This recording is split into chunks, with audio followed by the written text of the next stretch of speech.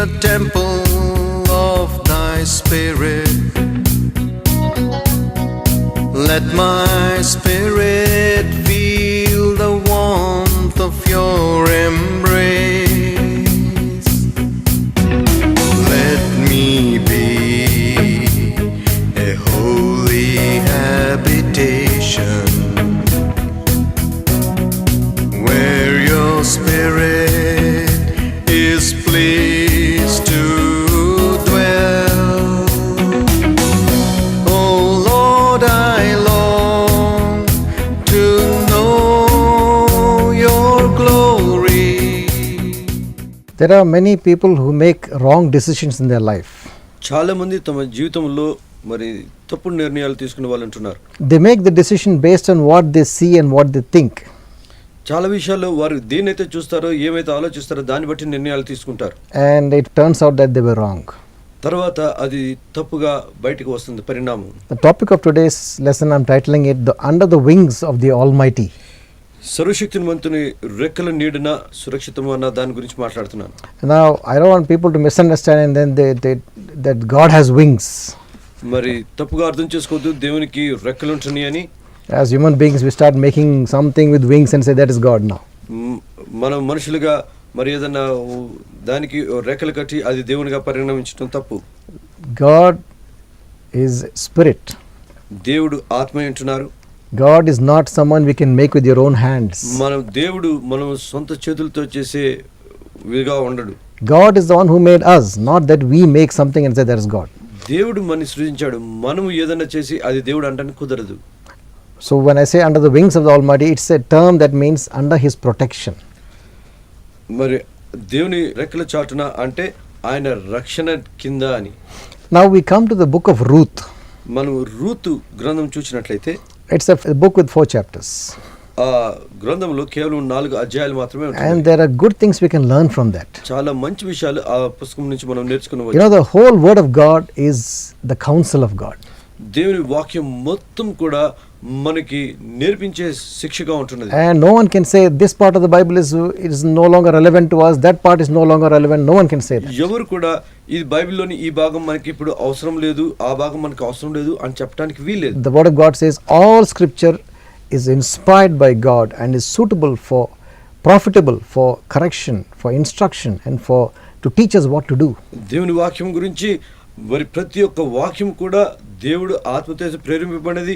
మనకి మనని గద్దించడానికి కానీ మనని మార్చడానికి కానీ మనని సరైన మార్గం ఉంచడానికి కానీ ఎంతో అవసరం దానిగా రూపుదిద్దడం జరిగినది. Now in the book of Ruth, Ruth గ్రంథంలో we come across the life of Elimelech and his family. Ruth గ్రంథంలో ఎలిమెలెక్ అతని భార్య గురించి ఆయన కుటుంబం గురించి రాయబడి ఉన్నది. And there was a big famine in that land of Israel at that time. ఆ ఇజ్రాయెల్ ప్రాంతంలో గొప్ప కరువు వచ్చినట్టుగా చూస్తున్నాం ఆ దినములలో. And there was no food to eat. వారికి తినడానికి భోజనం లేదు.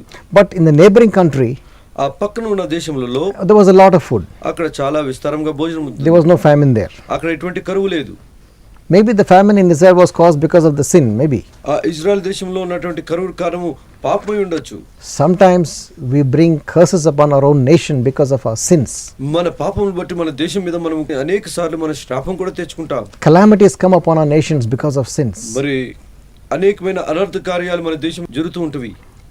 Many typhoons and earthquakes and terrible things can happen because of the sin of the people. పాప కారణముగా భూకంపాలు మరి తుఫానులు పెను తుఫానులు అనేకమైన తీవ్రమైన పరిస్థితులు కలుగుతుంటవి. That could be one of the causes. అది పాపం యొక్క పరిణామం కూడా కావచ్చు. Anyway, there was a famine in Israel at that time. Israel ప్రాంతంలో ఆ సమయంలో కరువు వచ్చి ఉండేది. But the neighboring country had a lot of food. ఆ చుట్టుపక్కల ఉన్న దేశంలో సమృద్ధిగా మరి పంట ఉన్నది. And there was a man called Elimelech and he took his family to that country. Elimelech అనేటువంటి వ్యక్తి తన భార్యను కుటుంబాన్ని తీసుకుని పక్క దేశంలోకి వెళ్ళాడు. That the people of that country were actually cursed by God. ఆ చుట్టుపక్కల ఉన్న దేశం వారు దేవుని చేత శపింపబడినవారు. Because they were not serving the living God, they were going after all their own handmade things. వారు సజీవుడైన దేవుని ఆరాధించకుండా వారి సొంత చేతులతో నిర్మించుకున్న వాటిని వెంబడిస్తూ పాటిస్తూ వెళ్తున్నారు. And the Bible actually declares that those people were cursed people. అటువంటి వ్యక్తులందరూ కూడా శపింపబడిన వారుగా బైబిల్ రాయబడి ఉన్నది. Elimelech took his family there because he thought there is some food to eat there. Elimelech తన భార్య బిడ్డల్ని ఆ దేశంలోకి తీసుకెళ్ళాడు. ఎందుకంటే అక్కడ మరి తిండి సమృద్ధిగా ఉన్నది. But what happened there was he died there. ఏం జరిగిందంటే అతను అక్కడికి వెళ్ళి అతను చనిపోయాడు. His 2 sons that he had, they married the local woman, and the 2 sons also died. తన ఇద్దరు కుమారులు అక్కడ ఉన్నటువంటి ఆ దేశంలో ఉన్నటువంటి స్త్రీలను వివాహం చేసుకున్నారు. ఆ తర్వాత వాడు కూడా చనిపోయారు. So that Elimelech's wife became a widow, మరి అతని భార్య విధవరాలైపోయినది. and she lost her 2 sons. తనకు ఇద్దరు కుమారులు కూడా కోల్పోయింది. They went to get food and get some blessing in that land, but they lost everything. అయితే వారు ఆ దేశంలోనికి మరి తిండి కొరకై మరి ఆశీర్వాదం కొరకై వెళ్ళారు, కానీ వారికి సమస్తము కోల్పోయారు. Because he made a decision based on what he saw. ఎందుకంటే అతడు ఏదైతే చూసాడో దాన్ని బట్టి నిర్ణయం తీసుకున్నాడు. There's a lesson for us in this. అయితే ఈ విషయంలో మనకు ఒక మంచి గుణపాఠం ఉంటుంది. When we make a decision in our life based on what we think and what we appears good to us, we can make a mistake. మన జీవితంలో మనం ఏదైతే చూసామో, మనకి ఏదైతే మంచిగా కనిపిస్తుందో దాన్ని బట్టి మనం నిర్ణయం తీసుకున్నట్లయితే మనము నష్టపోయే ప్రమాదం ఉన్నది. The word of God says, దేవుని వాక్యం చెప్తున్నది, there is a way that appears right unto a man, but the end of it is death. మరి మొదటి చక్కగా కనిపించేటువంటి మార్గం ఉంటున్నది, అయితే దాని అంతంలో మరి మృతి ఉంటున్నది అని బైబిల్ వాక్యం రాయబడినది. Many times what we think is good may not be really be good. మనం ఏదైతే మంచిగా అనుకుంటామో అది అంత మంచిదిగా కాకపోవచ్చు. Because we can't see what is ahead of us. ఎందుకంటే మనకు ముందు ఏమైతే ఉంటున్నదో దాన్ని మనం చూడలేము. We really cannot see what are all the consequences of the choices we make. మనం తీసుకున్న నిర్ణయం యొక్క పరిణామాలన్నీ కూడా మనం ముందుగా తెలుసుకోలేము. There was another famine in another time, and let's see what happened that time. ఇంకో చోట ఇంకొక కరువు ఉంటున్నది. ఆ సమయంలో ఏం జరిగిందో మనం చూద్దాం. In the Genesis chapter 12 verse 10, మరి ఆదికాండం 12:10 there was a famine during the time of Abraham. Abraham దినాల్లో ఒక కరువు వచ్చి ఉంటున్నది. And Abraham also he looked at the land that where he was staying, there was a lot of famine, no food to eat. Abraham కూడా తను ఉంటున్న దేశంలో మరి కరువు వచ్చిన కారణంగా తన కుటుంబాన్ని చూశాడు, తినడానికి ఏమీ తిండి లేదు. And then he looked at towards Egypt. అతను వెంటనే ఈజిప్ట్ వైపు చూస్తున్నాడు. And he said, oh, there is a lot of food there. అతను ఐగుప్తును చూసినప్పుడు అక్కడ చాలా సమృద్ధమైన తిండి ఉంటున్నట్టుగా చూస్తున్నాడు. Let me go and live in Egypt. నేను అక్కడికి వెళ్ళి మరి ఆహారం అక్కడ పొందుతాను అనుకున్నాడు.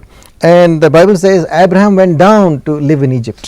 అబ్రహాము మరి కిందకి దిగి వెళ్ళి మరి ఐగుప్తుకు వెళ్ళినట్టుగా రాయబడి ఉన్నది. You know, when you go away from the will of God, you start going down in your life. మనం దేవుని యొక్క చిత్తం నుంచి దూరంగా ఎప్పుడైతే వెళ్తామో మనం అప్పుడు దేవుని యొక్క ఆశీర్వాదాలకు వంచితులమవుతాం. It says in Genesis chapter 12 verse 10. మరి ఆదికాండం 12:10 రాయబడి ఉన్నది. And there was a famine in the land of Israel, and Abraham went down into Egypt to sojourn there, for the famine was very grievous in the land. అప్పుడు ఆ దేశంలో కరువు వచ్చెను. ఆ దేశంలో కరువు భారంగా ఉన్నందున అబ్రహాము ఐగుప్తు దేశంలో నివసించుటకు అక్కడికి వెళ్ళెను. And in Egypt Abraham faced a lot of trouble. అక్కడ ఐగుప్తులో అబ్రహాం అనేక సమస్యలను ఎదుర్కొన్నాడు. His wife Sarah was a beautiful woman.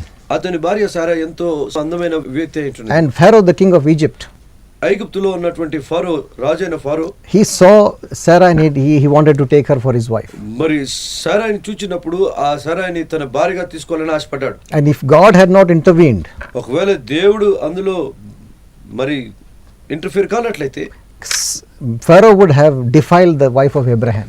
మరి ఆ ఫరో మరి అబ్రహాం భార్యని నాశనం చేసి ఉండేవాడు.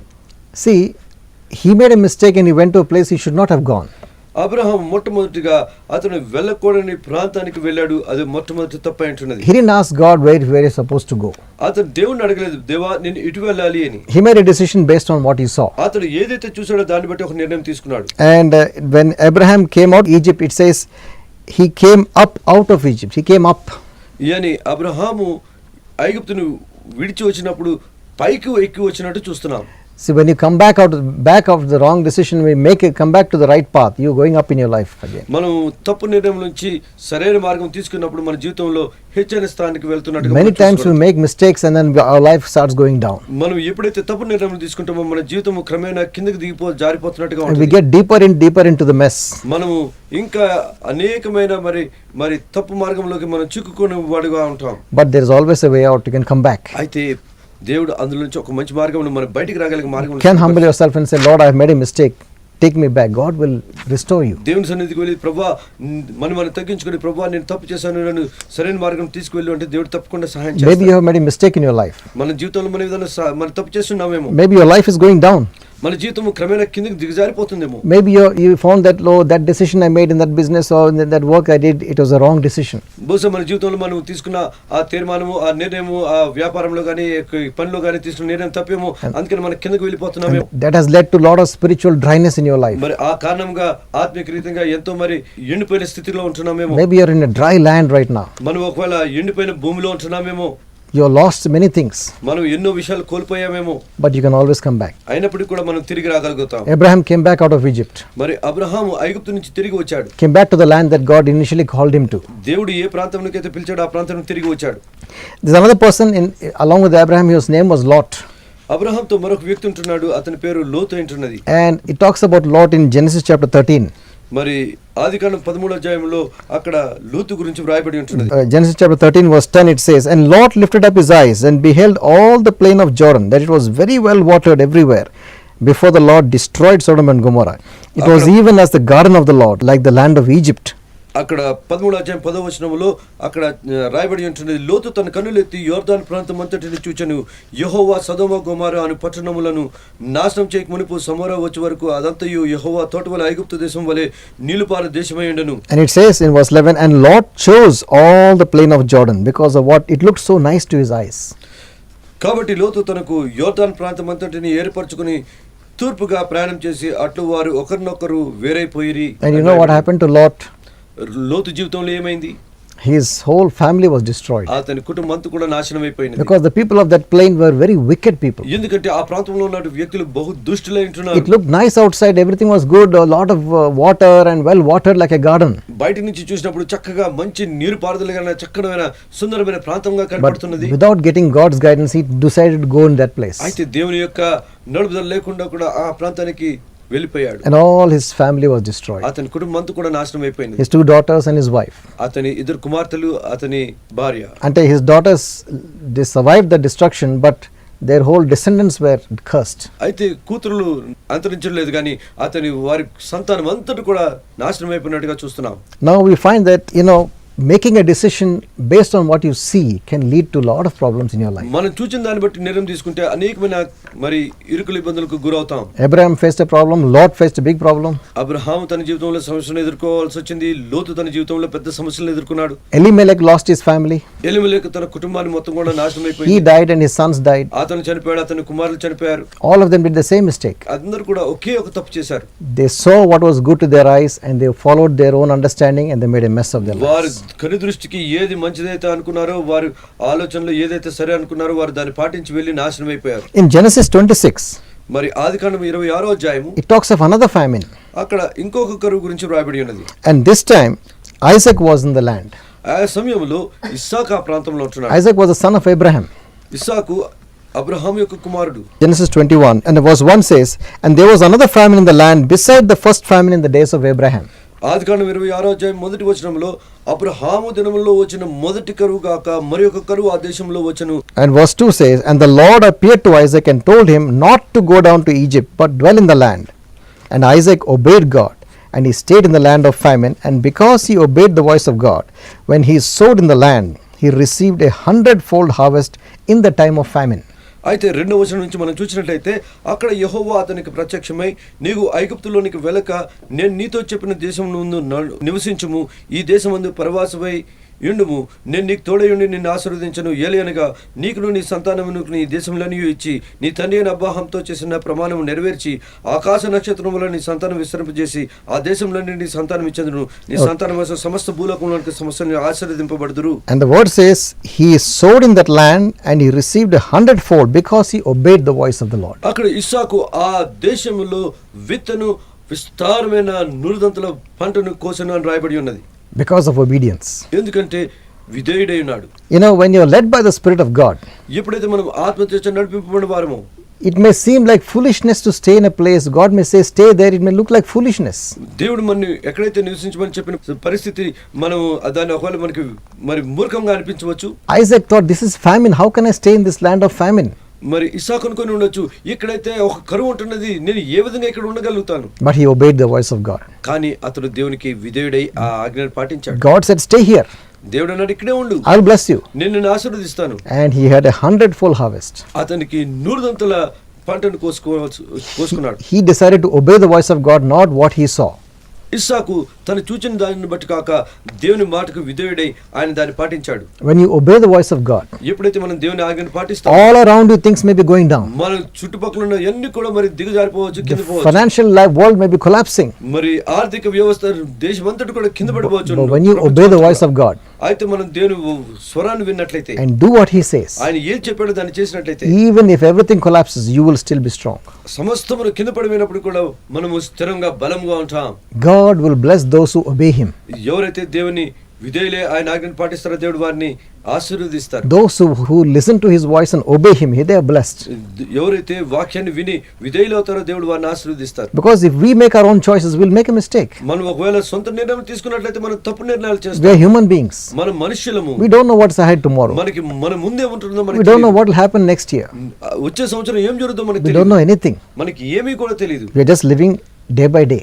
మనం ప్రతి దినము జీవిస్తున్నాం. Whether the market will collapse tomorrow, we don't know. మరి రేపు ఉన్న మార్కెట్ కింద పడిపోద్దాం మనకు తెలియదు. Whether thieves will break into your house and steal, we don't know. మన గృహాన్ని మరి దొంగలు వచ్చి దోచుకుంటారో మనకు తెలియదు. Don't know anything. మనకి ఏమీ కూడా తెలియదు. The safest thing for you నీకు నాకు సురక్షితమైన స్థానం and ఏంటంటే for me నాకు is to obey the voice of the Lord and hear the voice of the Lord and obey it. దేవుని యొక్క స్వరాన్ని వినుట, ఆయన స్వరానికి విధేయులై ఆజ్ఞను పాటించుట. You will be under the wings of the Almighty. ఆయన రెక్కల కింద సర్వశక్తిని రెక్కల చాటున నివసిస్తాం. You will be protected by him. ఆయన ద్వారా మనం రక్షింపబడతాం. Whatever happens around you, మన చుట్టుపక్కల ఏం జరిగినప్పుడు కూడా there is safety under the wings of the Almighty God. దేవుని యొక్క రెక్కల చాటు సురక్షితం ఉన్నది. In Psalm 91, మరి దావీదు కీర్తన 91వ అధ్యాయంలో it says, those who live abiding under the shadow of the Almighty, there is safety for them. సర్వశక్తిని రెక్కల చాటు నివసించేవాడు సురక్షిత మంత్రి ఆశ్రయ స్థానంలో ఉంటున్నాడు. And it talks in this whole chapter about so many things happening, the arrows flying by day, the trouble coming by night and all sort of things, but they won't touch you. అయితే అదే అధ్యాయంలో అనేకమైన విపత్తుల గురించి మరి మన చుట్టుపక్కల ఎన్ని వచ్చినప్పుడు కూడా దేవుడు మనని సురక్షించి కాపాడతారని రాయబడి ఉన్నది. When Elijah was a prophet in Israel, మరి ఎలీజా ఇజ్రాయెల్ దేశంలో ఒక భవిష్యవక్తగా ఉంటున్నప్పుడు 3 years of heavy famine came because of the sin of the land. అక్కడ పాపము కారణముగా 3 సంవత్సరాలు తీవ్రమైన కరువు వచ్చినది. And God told Elijah, అయితే దేవుడు ఎలీజా ప్రవక్తతో అంటున్నాడు, go to that brook, there is a brook, you will have water, I will supply food for you. నువ్వు అక్కడ ఉంటున్న ప్రవేశిస్తున్న ఆ నీటి జలాల యొద్దకు వెళ్ళి నేను అక్కడ నీకు భోజనం సిద్ధపరుస్తాను. And God showed him a place where he could get water, and he supplied food by ravens. మరి ఆకాశ పక్షుల ద్వారా ఏలియాకు దేవుడు మరి పోషణ కలిగజేశాడు, మరి అతనికి జలాన్ని దయచేశారు. The whole land was under famine. నగరం మొత్తం కూడా కరువులో ఉంటున్నది. But the man who obeyed God, the prophet of God, అయితే దేవుని యొక్క ప్రవక్త దేవుని ఆజ్ఞకు విధేయుడై పాటించిన వ్యక్తికి God looked after him. దేవుడు అతన్ని సంరక్షించి కాపాడాడు. God met his needs. ఆయన అవసరతలను దేవుడు తీర్చాడు. When the water got over, ఎప్పుడైతే నీరు అంతరించిపోయిందో he sent him to another place. అతన్ని ఇంకో ప్రాంతానికి పంపించాడు. And there was a widow God had prepared to look after Elijah. అక్కడ ఒక విధవరాలను దేవుడు సిద్ధపరిచాడు. ఆ విధవరాలు అతన్ని ఆశ్రయించి, when you seek the voice of God and listen to him and obey his voice, he will look after you. మనం దేవుని వెదికినట్లయితే వెంబడించినట్లయితే ఆయన స్వరాన్ని విని ఆజ్ఞను పాటించినట్లయితే దేవుడు మనని కాచి కాపాడతాడు. When you don't make a decision based on your own understanding, God will bless you. yani మన జ్ఞానాన్ని బట్టి మనం నిర్ణయం తీసుకోకుండా ఆయనని బట్టి మనం నిర్ణయం తీసుకున్నట్టే మన దేవుడు మనని ఆశీర్వదిస్తారు. You know, it says in Matthew chapter 6 verse 25 to 34. మత్తయి రాసిన సువార్త 6వ అధ్యాయము 24 నుంచి 25 వచనాలు చూసినట్లయితే, You know, we often think that we have to look after ourselves and all this thing. We are worried about our own things, what we eat, what we drink, what business we are doing. We are worried about those things. మన విషయాలు మనం జాగ్రత్తగా చూసుకోవాలి. మనం ఏం తింటున్నాము, ఏం చేయగలుగుతాము, తర్వాత రేపు ఏమవుతుందో అనే విషయాల గురించి అనేకమైన చింతలు కలిగి ఉంటాము.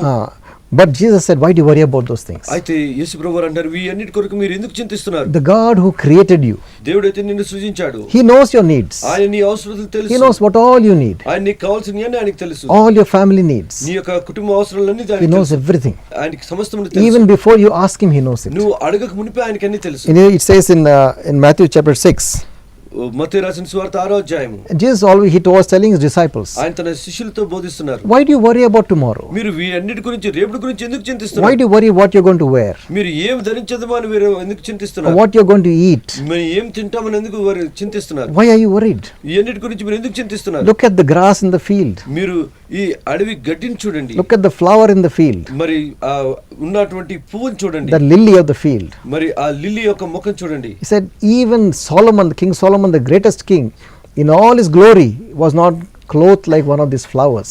మరి గొప్ప రాజైన ఆ సొలొమోను రాజు తన మహిమ అంతట్లో కూడా ఈ యొక్క లిల్లీకున్నటువంటి ఆ సౌందర్యము ఆ అందము అతనిలో లేకుండా పోయింది. He said, even the birds, not even one of them will fall to the ground without your father knowing about it. మరి ఆకాశంలో ఎగిరే పక్షులు ఆయన జ్ఞానం లేకుండా ఒక పక్షి కూడా కింద నేలకు రాలేదని ఆయన Even అంటున్నాడు. a sparrow which is so insignificant, yet God looks after every sparrow. అంత ఎన్నిక లేని పిచ్చుకను కూడా దేవుడు సంరక్షించి కాపాడతాడు. And Jesus said, you are worth much more than sparrows. నువ్వు ఆ పిచ్చుక కంటే ఎన్నో రెట్లు వెలైన వాడివి అంటున్నాడు. God knows your needs. ఆయనకి నీ అవసరతలు అన్నీ తెలుసు. The safest place for you, నీకు అన్నిటికంటే సురక్షితమైన స్థానం ఏంటంటే come to God.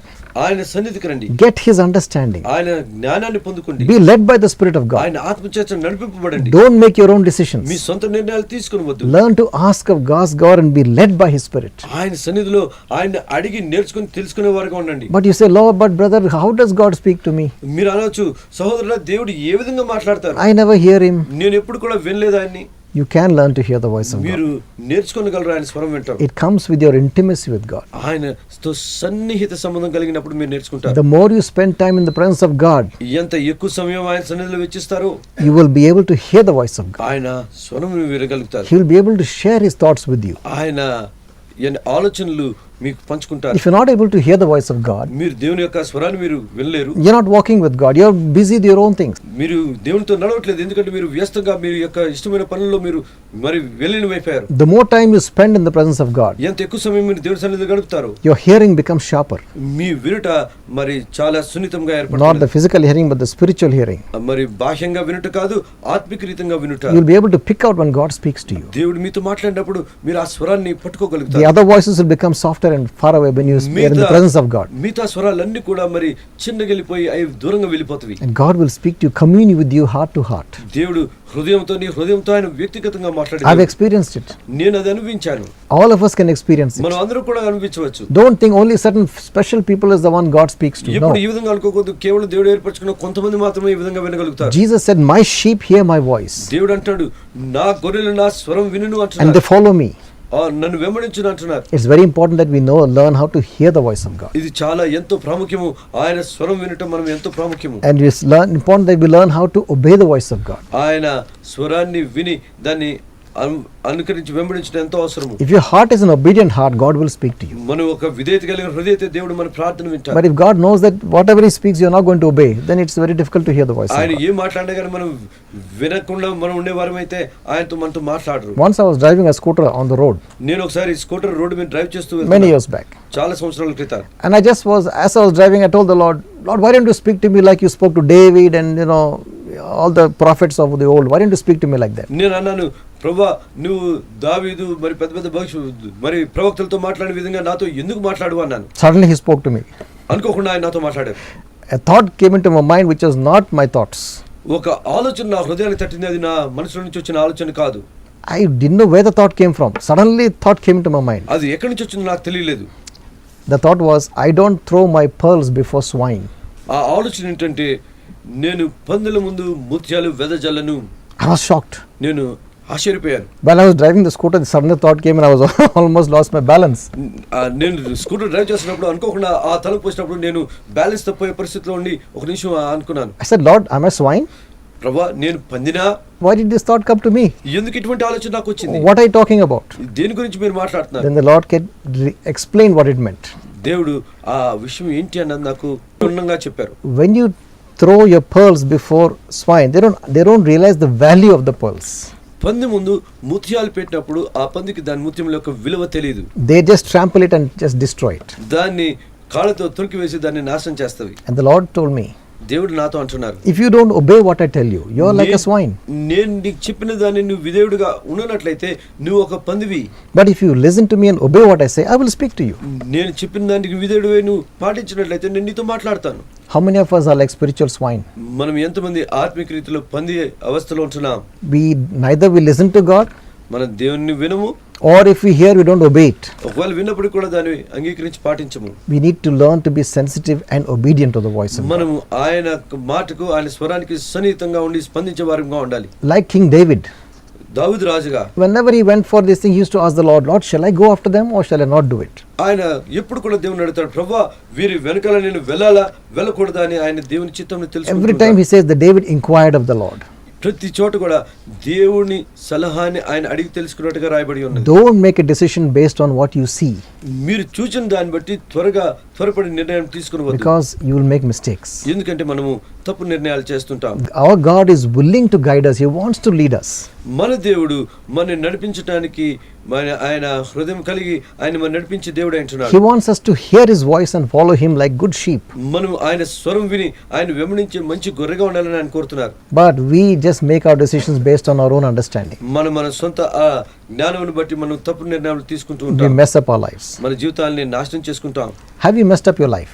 నీ జీవితాన్ని నువ్వు నాశనం అయిపోతున్నదా? Have you made a mess in your decisions? నీ యొక్క నిర్ణయాలు బట్టి నీ జీవితము చాలా మరి విపరీత పరిస్థితుల్లో ఉంటున్నదా? Are you regretting something that you have done, that you know that you made a mistake and then you are suffering your life, you have wasted your life? నీ జీవితంలో నువ్వు తీసుకున్న తప్పు నిర్ణయాన్ని బట్టి ఈ దినం దుఃఖించి నేను ఆ విధంగా చేయకుండా ఉండాల్సిందని నువ్వు అనే పరిస్థితిలో ఉంటున్నావా? Come back. తిరిగి రండి. God will forgive you. దేవుడు మిమ్మల్ని క్షమిస్తారు. Don't continue wasting your life. మీ జీవితాన్ని ఇంకా పాడు చేసుకోవద్దు. Come in repentance to God. పశ్చాత్తాపడి ఆయన సన్నిధికి రండి. If there are things you have to leave, leave it. ఒకవేళ మీరు కొన్ని విడవలసిన విషయాలు ఉంటే మీ జీవితంలో వాటిని విడిచిపెట్టండి. It's not worth wasting your life on things which have no value. నీ జీవితంలో విలువ లేని వాటి కొరకు మీ జీవితాన్ని కట్టిపెట్టుకుని ఉంటా ఏటువంటి ప్రయోజనం లేదు. You don't say, I can't come back, I've gone too far. No, you can come back. నువ్వు అనవద్దు, నేను చాలా దూరం వెళ్ళిపోయి నేను తిరిగి వెనక్కి రాలేను అని నువ్వు అనవద్దు. See what is more important. నీ జీవితంలో ఏది ప్రాముఖ్యమో దాన్ని చూడు. Knowing the will of God and fulfilling it, or just wasting your life. దేవుని చిత్తము తెలుసుకుని దాన్ని నెరవేర్చుట లేదా నీ జీవితాన్ని నాశనం చేసుకున్నట. Repent and come back. పశ్చాత్తాపడి తిరిగి రండి. I want to ask those of you who are watching who are not even known Christ. నేను ఇక ప్రశ్న అడగదలుచుకున్నాను, ఎవరైతే దేవుని తెలుసుకోలేదో ఇంతవరకు ఈ ప్రోగ్రామ్ చూస్తున్న వారి గురించి. You don't know that whether you have accepted Christ or not, but what is your life, where are you going, you don't know where you're going. మీ జీవితం ఎక్కడికి వెళ్తుందో మీరు దేవుని అంగీకరించలేదో కూడా మీకు తెలియదు. You're just living your life just like, days are passing, you don't know what you're doing. మీ జీవితాన్ని సాధారణంగా మీ జీవిస్తూ వస్తున్నారు. మీ జీవితంలో దినాలు గడిచిపోతున్న సంవత్సరాలు You don't గడిచిపోతున్నాయి. have fellowship with God. మీకు దేవునితో సంబంధం లేదు. Do you want to have fellowship with God? నీకు ఈ దినం దేవునితో సంబంధం కావాలని నువ్వు ఆశపడుతున్నావా? Do you want the Spirit of God to come into your life? దేవుని ఆత్మ నీలో ఉండాలని నువ్వు ఆశపడుతున్నావా? Do you want God's peace? దేవుని యొక్క శాంతి నీకు కావాలని Do you కోరుతున్నావా? want a direction in your life? నీకు మార్గదర్శనం కావాలని నువ్వు కోరుతున్నావా? Do you want your life to be meaningful? నీ జీవితానికి ఒక అర్థం ఉండాలని అనుకుంటున్నావా? Then come to Jesus. అయితే యేసు యొద్దకు రండి. Pray with me. నాతో కూడా ప్రార్థించండి. Commit your life to Jesus. మీ జీవితాన్ని ఆయనకు సమర్పించండి. Sincerely.